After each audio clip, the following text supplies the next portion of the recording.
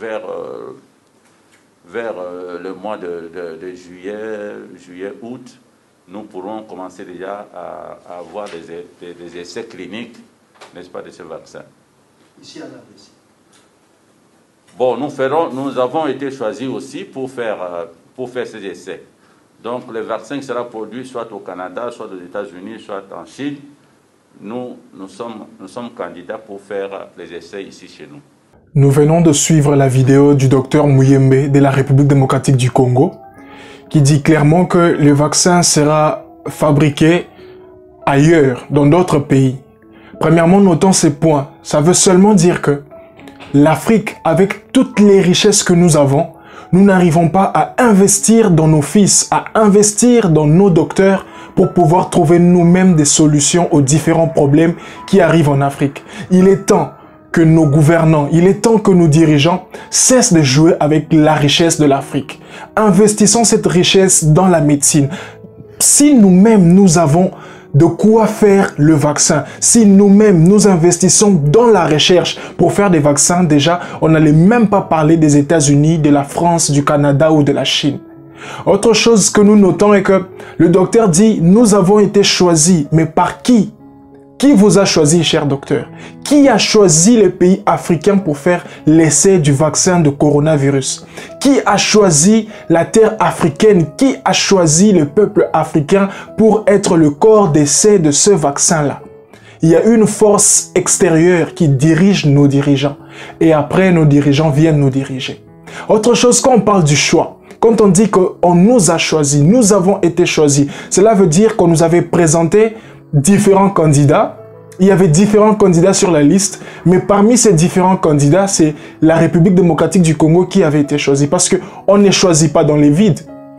Si nous avons été choisis, c'est-à-dire qu'il y avait d'autres pays africains. Mais pourquoi, chers dirigeants, vous faites ça? Pourquoi?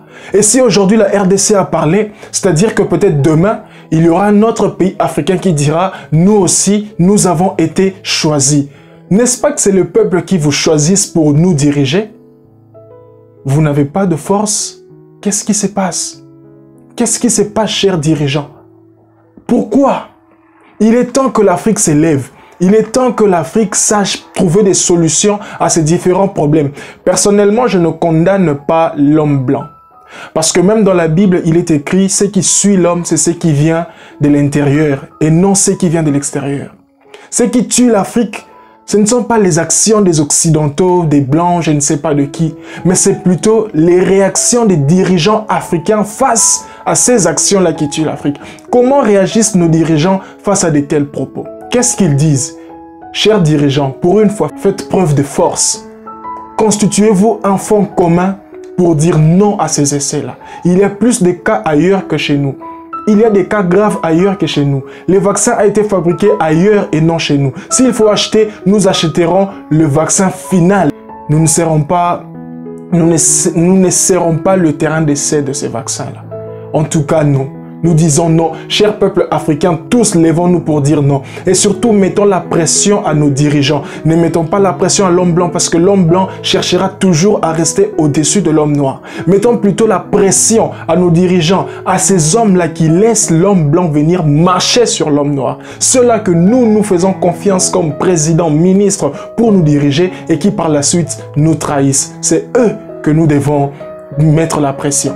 Mon intention en parlant du vaccin Covid-19, n'était pas d'affirmer que nous allons commencer la vaccination en RDC, sans qu'il soit testé auparavant en Amérique et ailleurs. Des essais de vaccination ont déjà commencé dans ces pays, notamment les États-Unis et en Chine. Par ailleurs, nous savons toujours. Voilà, le docteur essaye, étant donné que l'homme blanc a créé le mot démentir, reformuler, modifier, et les docteurs essaient de nous faire croire à autre chose. Et pourtant, la vidéo est là. Nous sommes juste vigilants et nous sommes prudents. Nous allons dire non. Cher Pépé Muyembe, vous avez beaucoup fait pour la République démocratique du Congo sur le plan sanitaire depuis 1974, surtout face à l'Ebola. Étant donné que il n'y a que Rabi qui ne change pas, Cher papy, permettez-nous un tout petit peu de nous méfier de ce que vous êtes devenus. En tout cas, chers Africains, lèvons-nous, mettons la pression à nos dirigeants et à vous, nos dirigeants. Sachez que ce que vous êtes en train de faire aujourd'hui, il y aura sûrement une génération qui se lèvera et vous payerez. Les Africains ne sont pas des cobayes. Ensemble, lèvons-nous pour dire non à ce vaccin-là. Nous acceptons les vaccins, mais seulement le final, le dernier vaccin pour guérir. Nous ne sommes pas des cobayes. C'est Congo Étoile TV. Laissez-nous votre commentaire et abonnez-vous. Ciao!